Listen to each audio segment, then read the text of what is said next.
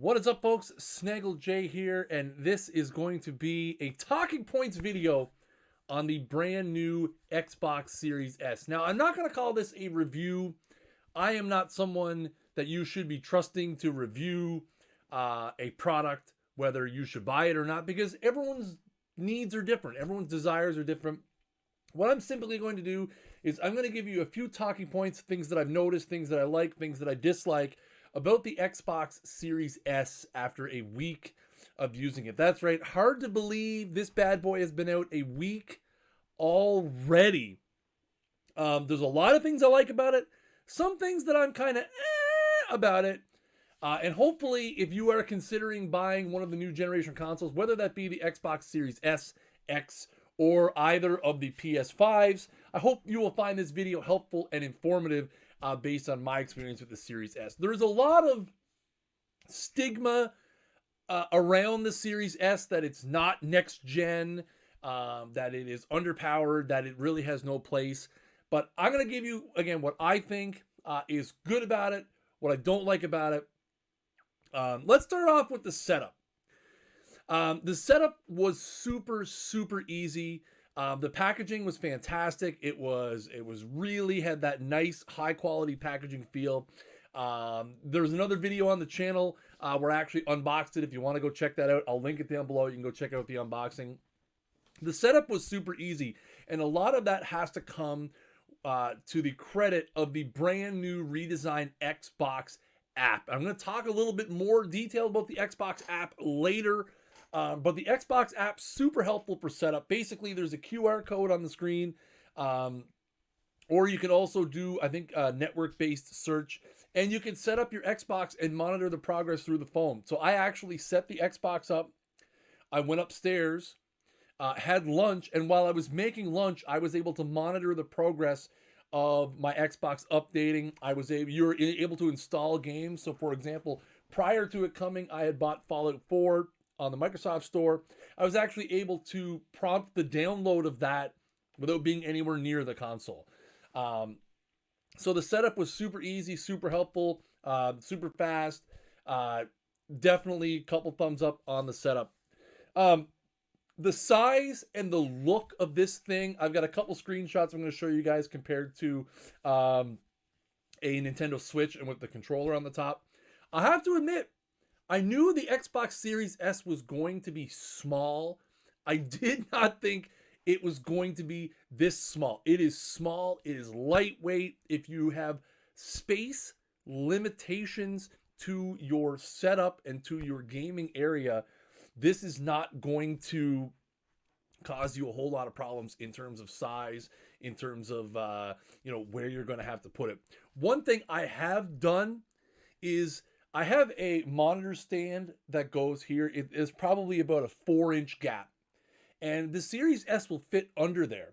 But I have not been putting it under there because of the very large circular black exhaust fan on the top. Now, one thing I've seen, and if you guys don't subscribe to Digital Foundry on YouTube, I definitely recommend you do. They do a lot of analysis and performance and quality testing for video gaming stuff. One thing they have noted is that the S seems to run hotter than all the other game consoles in terms of external temperature.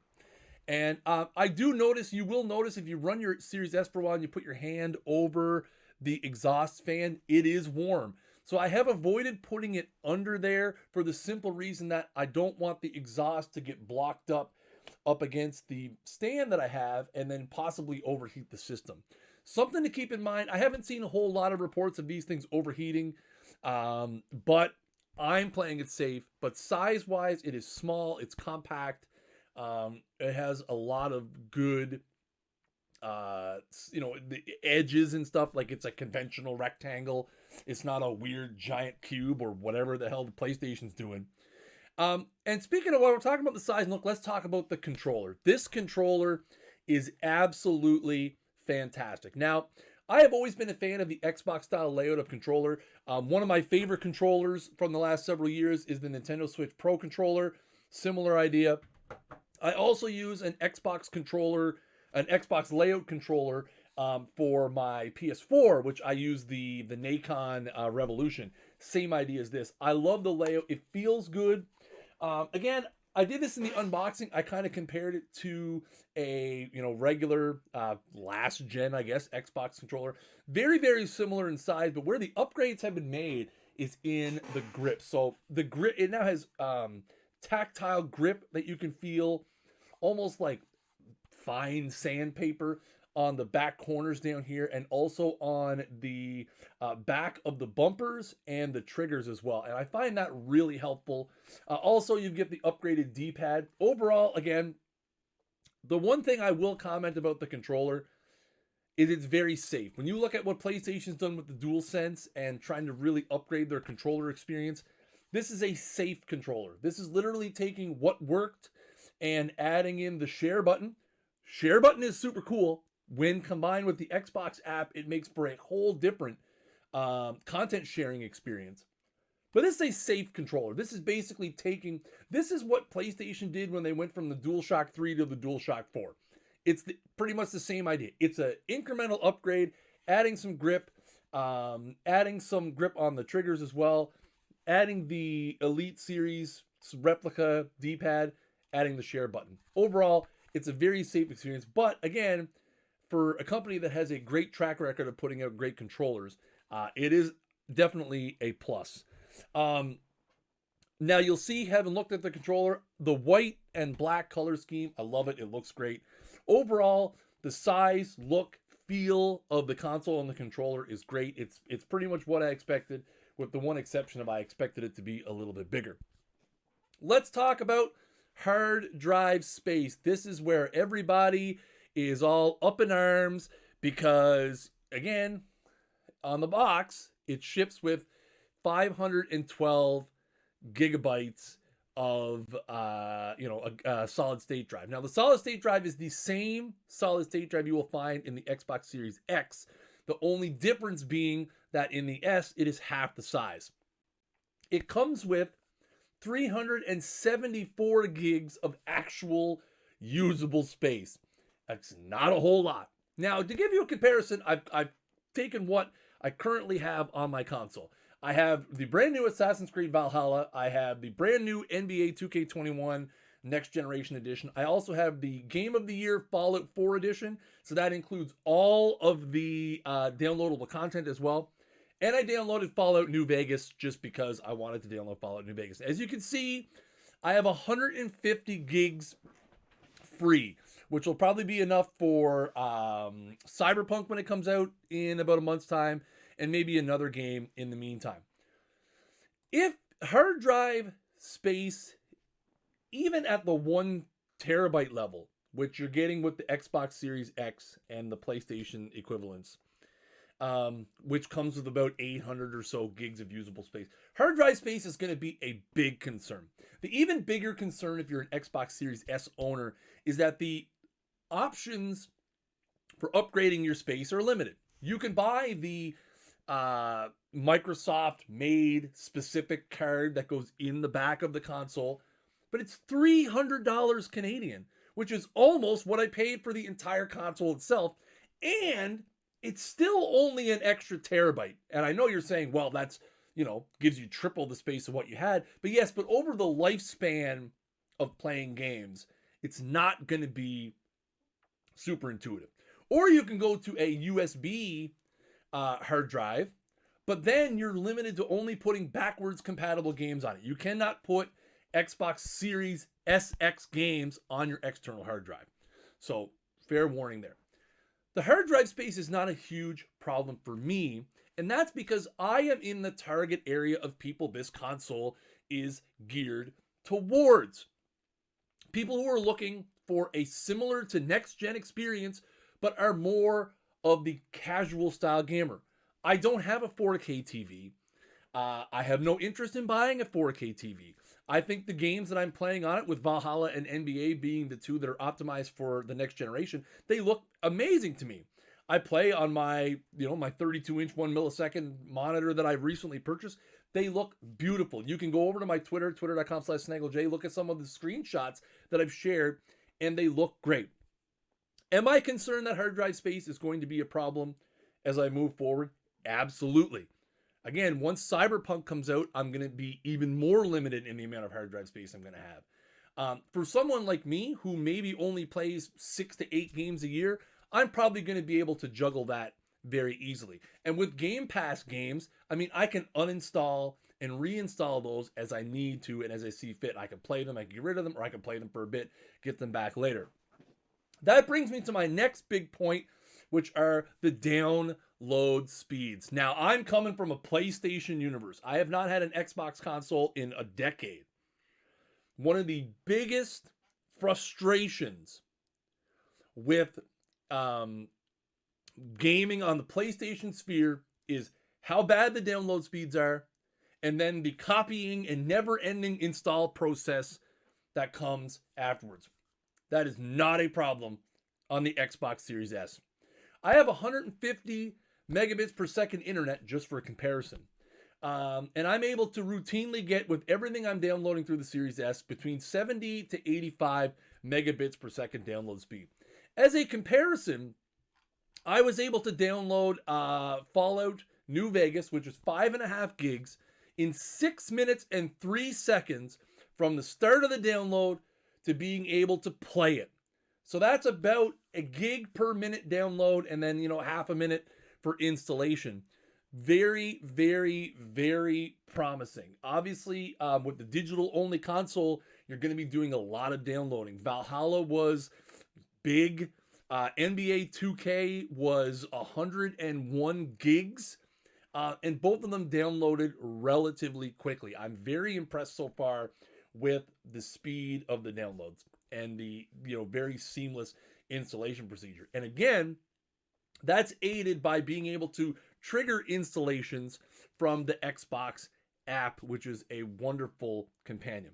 Let's talk about the Xbox app while we're here. It is a great experience. One of the biggest issues with the last generation of Xbox consoles was how hard it was to share a screenshot or a video clip in-game. Very cumbersome procedure, not super helpful at all. Definitely lagging behind the PlayStation ecosystem in terms of how to share your content. That is all changed now with the revamped Xbox app. So now with the little capture button on my controller, I could be in the middle of a game, boom, I hit the capture button, I get the little notification saying, hey, you've taken a capture.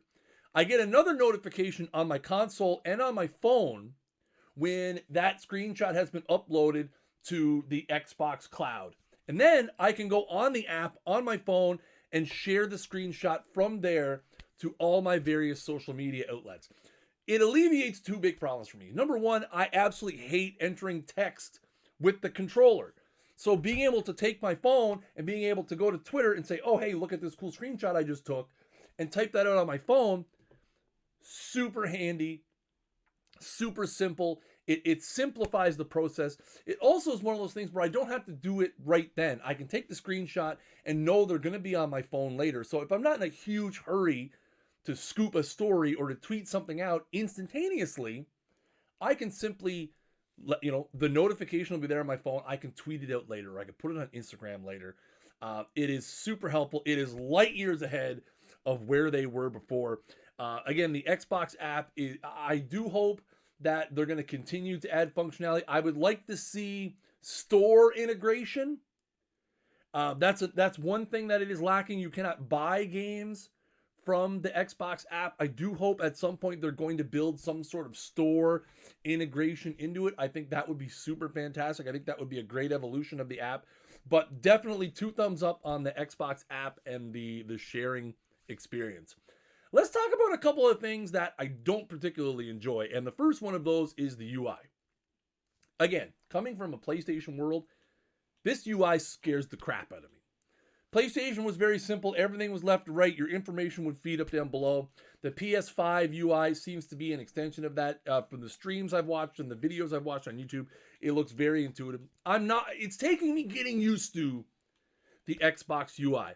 Yes, the Xbox UI is fully customizable. You can add panels, remove panels, you can resort panels, you can put things anywhere you want them. But to me, it's so messy in its initial form. I have not spent a whole lot of time playing with the customization because I want to spend time playing the actual games. But to me, the Xbox UI, it's just too much. It's just too much. It's too many things thrust at me. It's all over the place. I do like the Xbox guide menu when you hit the Xbox button and it brings up your little side guide that comes in from the left hand side of the screen. I find that menu extremely intuitive. It's got some tabs at the top, tabs at the bottom. It's got everything I'm playing. I find it super handy. But again, the UI, maybe I'm gonna have to spend some more time customizing it, but the UI has just been troublesome. The pre-order process was also another thing. And I know this isn't really a knock on the console itself, but the pre-order process was just completely bungled from the beginning. And again, it's just one of those things where, PlayStation kind of went cowboy style and they started having pre-orders pop up all over the place. Xbox set a firm date and said, here we go. And then there was the delays on Amazon. I don't pretend to know the answer to make pre-orders better. We live in an age where pre-orders for pretty much anything from video games to other tech to concerts to whatever is all dominated by bots. It really is. Everything is bot dominated now. I'm not going to be the person to pretend to know the answer, but I really think Microsoft and Sony need to take a hard look at how they do pre-orders. Maybe pre-orders need to be an in-person procedure. They have all these retailers involved, but one thing is for sure, they need a standardized system across the board. I was able to pre-order successfully in Canada 3 Xbox Series S's. The reason why I pre-ordered 3 is I had one for myself, I had one for someone else I was trying to get one for, and then I wanted like an extra kind of insurance in case one of them got canceled. I was able to get one at Walmart, I was able to get one through Best Buy, and I was able to get one at Shoppers Drug Mart. Shoppers Drug Mart was the only one I was able to get on launch day. It was a ship to store. I was there at 8:20 in the morning. I was able to pick it up. The Best Buy and the Walmart consoles did not arrive until Friday, 3 days after launch.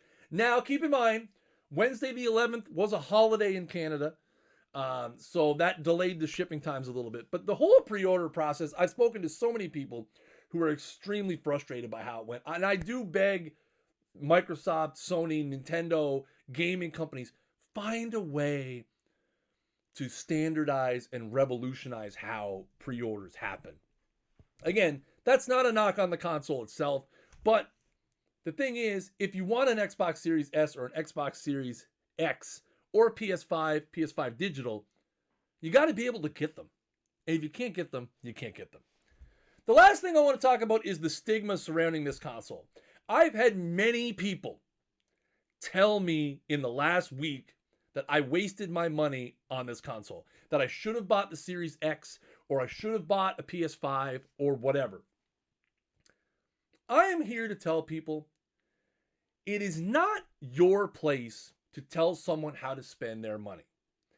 And I've seen plenty of reviewers who have said, I wouldn't touch this console because it's not for me. Again, it's not for you. Does the Series S have a place in someone's gaming collection? Well, that depends. Are you looking for a next-gen experience, but you don't need to have 4K, or you don't need to have the ability to use discs? Then maybe the Xbox Series S is for you. I love it. At $379.99 Canadian, it is a full $220 less than the Xbox Series X. I don't have 4K TVs. I don't plan on buying 4K TVs. So that point is no good to me. I don't have any Xbox discs, backwards compatible or current, and I'm not really a disc purchaser. I'm a digital only kind of guy. So no reason for that either. So in my particular case, and the reason why I preface this by saying this is not a review, and I will never tell you that you should buy this, but if the things I've talked about in this video appeal to you and that seems like the type of console that you're looking for, the Xbox Series S through 7 days has been an extremely enjoyable experience for me. It has rekindled some spirit and some fun I've had in gaming. I've been loving the hell out of Assassin's Creed Valhalla, and I'm going to have a video next week talking points about Assassin's Creed Valhalla. I've been really enjoying NBA 2K21 Next Gen. I think it's fantastic. I think it is an almost text-based sim franchise experience on console, which is something I never thought I would ever say about a console-based video game, but it's true. So I've really been enjoying the Xbox Series S. Is it the console for everybody? No, it's not the console for everybody. I definitely think there's people who are going to watch this and who are going to say, hey, I'd rather have the Series X. I'd rather have the PS5 or the PS5 digital for reasons XYZ. But for a slight drop in performance, no 4K, no disk drive, but savings in price and a pretty much close to next gen experience. If you can deal with the hard drive space issue, the Xbox Series S is definitely 2 thumbs up in my books. I definitely wouldn't, I'm not going to say I recommend it because, again, it's one of those things where I don't know what you're looking for. But for me, it has been fantastic. I love it. I can't wait to spend the next weeks, months playing it, getting to know it a little better, and seeing what direction they take. And that's a big factor as well, is what direction they're going to take with it. So, guys, that has been my talking points on the Xbox Series S. If you have any questions or any comments, make sure you feel free to leave them down below. Make sure you hit that thumbs up button and subscribe to the channel as well. And until next time, peace.